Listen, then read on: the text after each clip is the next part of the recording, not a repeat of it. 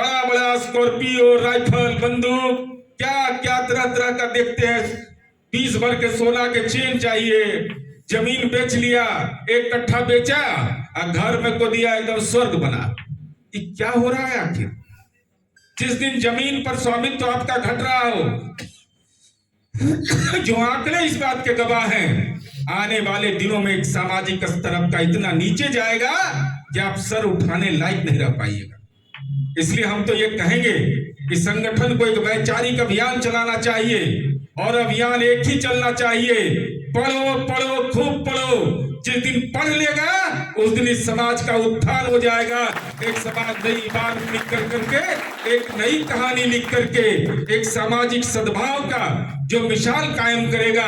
क्योंकि हमारे पूर्वजों की ये परंपरा रही है, इसलिए हम ये कहना चाहते हैं। और हमारे साथ अन्याय किस रूप में होता है ये चिन्हित करने की जरूरत नहीं है। अरे ये तो सब उदाहरण है भाई। आप देखिए ना, चाहे कहीं भी हो देश के अंदर, मैं तो कहता हूं कि भाई 10% आरक्षण मिला है ना, आपको इकोनॉमिकली बैकवर्ड माना गया ना, ये माना गया ना कि आर्थिक रूप से आप गरीब हैं, तो सबको स्कॉलरशिप दीजिएगा, हमको क्यों नहीं दीजिएगा? हमको तो स्कॉलरशिप मिलना चाहिए। अगर आपने डिक्लेयर किया कि हम आर्थिक रूप से पिछड़े हैं, 10% आरक्षण की परिधि में आपने हमको ले लिया, तो जैसे समाज के दूसरे तबकों के शैक्षणिक उन्नयन के लिए आप आर्थिक सहायता देते हैं, जो 10% के परव्यू में आता है उसको भी यह सुविधा मिलनी चाहिए। यह हमारा संवैधानिक हक है। इसलिए मित्रों, हम अंतिम रूप से यही निवेदन आपसे करेंगे कि शैक्षणिक माहौल बनाइए।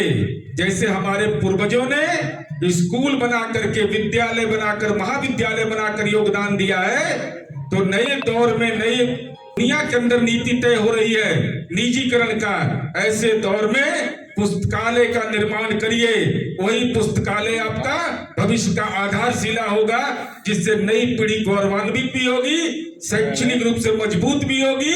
और एक सब आई ओपनर है आपके लिए।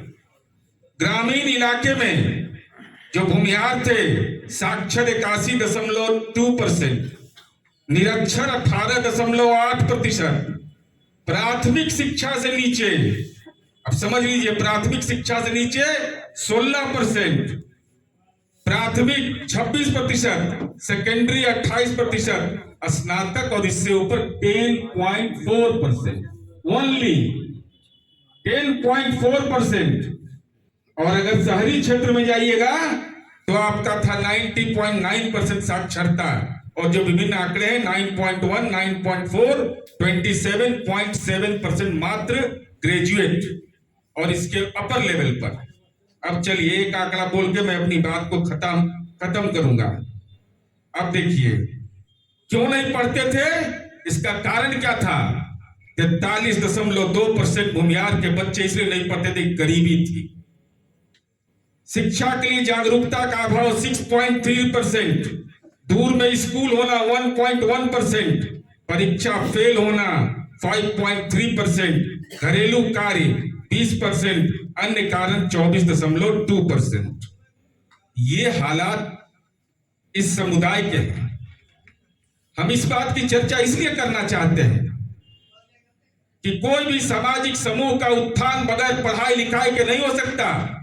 यहीं बगल में उदाहरण है पद्मश्री डॉक्टर सीपी ठाकुर साहब, एक अति सामान्य परिवार में जन्म लेकर, और सर गणेश तक जो हमारे पूर्वज रहे हैं, जरा उनका डिड निकाल के देखिएगा। उस डिड में लिखा हुआ था कि पहले दलित को हम अपने वेतन का हिस्सा जो देते थे, स्कॉलरशिप देते थे, तब पिछड़े को, तब सामान्य समुदाय को। और सर गणेश दत्त ने जिस परंपरा को स्थापित किया और लोगों की जो मदद की, बाद में वही लोग बिहार नहीं देश के महत्वपूर्ण हस्ताक्षर बने। इसलिए हम इस बात की चर्चा इसलिए बार बार करना चाहते हैं कि जमीन बेचने का रफ्तार, जिस परंपरा की आप बात करते हैं, उस परंपरा में सरस्वती का साक्षात आशीर्वाद इस सामाजिक समूह को मिला हुआ था। लेकिन बदलते दौर में जब दौर बदला, और मैं इसकी बात चर्चा इसलिए करना चाहता हूं कि नई पीढ़ी के नौजवानों को इन चीजों पर अपना ध्यान केंद्रित करना होगा कि कैसे सरस्वती की कृपा होगी चाहे आप किसी भी प्रक्षेत्र में जाइएगा, अगर आपके पास बौद्धिक क्षमता नहीं रहेगा तो आप समाज में एक उदाहरण बन करके नहीं आइएगा।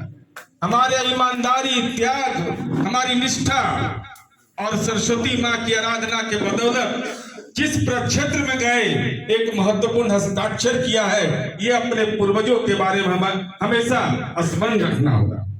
मैं इसलिए इस बात की चर्चा करना चाहता हूँ। अभी